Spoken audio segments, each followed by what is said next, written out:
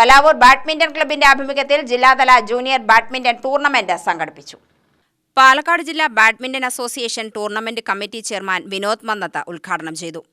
90% കുട്ടികളും ഈ സമയത്ത് നിങ്ങളിവിടെ വന്ന് ഇത്രയും എഫേർട്ട് എടുത്ത് കളിക്കുന്ന സമയത്ത് നിങ്ങളുടെ കൂടെ പഠിക്കുന്ന നിങ്ങളുടെ ക്ലാസ്സിൽ പഠിക്കുന്ന 50 കുട്ടികളുണ്ടെങ്കിൽ 45 കുട്ടികളും മൊബൈൽ നോക്കിക്കൊണ്ടിരിക്കുക.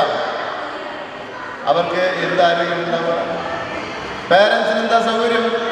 രാവിലെ എഴുന്നേറ്റ് പലരും ഇവിടെ വന്നിട്ടുള്ളത് 9 മണിക്ക് വന്നിട്ടുള്ളത് രാവിലെ 6-7 മണിക്കൊക്കെ എഴുന്നേറ്റ് വീട്ടിൽ നിന്ന് ബുദ്ധിമുട്ടി ഇന്ന് കളി കഴിയുന്നവരെ നാളെ കളി കഴിയുന്നവരെ കുട്ടികളുടെ കൂടെ തന്നെ നിൽക്കണം. അതൊരു എഫേർട്ടാണ്. പലരും ജോലി കളഞ്ഞ് വന്നിട്ടുണ്ടാവും, അവർ ബിസിനസ് നഷ്ടപ്പെടുത്തി വന്നിട്ടുണ്ടാവും, ഫസ്റ്റ് മാച്ചിൽ കുട്ടി തോറ്റിട്ടുണ്ടാവും. പക്ഷേ എങ്കിലും ആ കുട്ടി കളിക്കുന്ന ഓരോ സമയത്ത് കളിക്കുന്ന ആ പോയിന്റ്സ് എടുക്കുമ്പോഴുള്ള ആ സുഖമുണ്ടല്ലോ.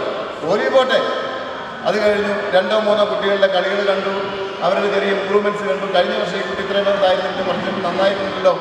ഈ വിലയിരുത്തലുകളായി നിങ്ങൾ പരസ്പരം സംസാരിക്കുന്നു.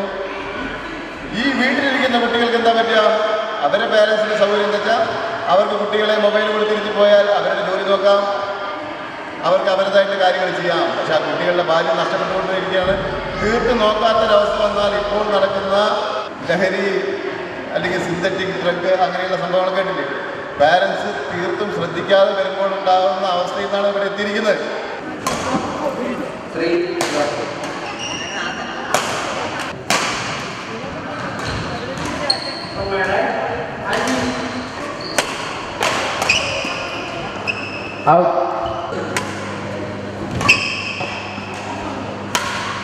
ക്ലബ് പ്രസിഡന്റ് രമേശ്, ക്ലബ്ബ് രക്ഷാധികാരി ER Unnikrishnan, Palassana ward member Manuprasad, Krishnakumar, Kaladharan എന്നിവർ സംസാരിച്ചു.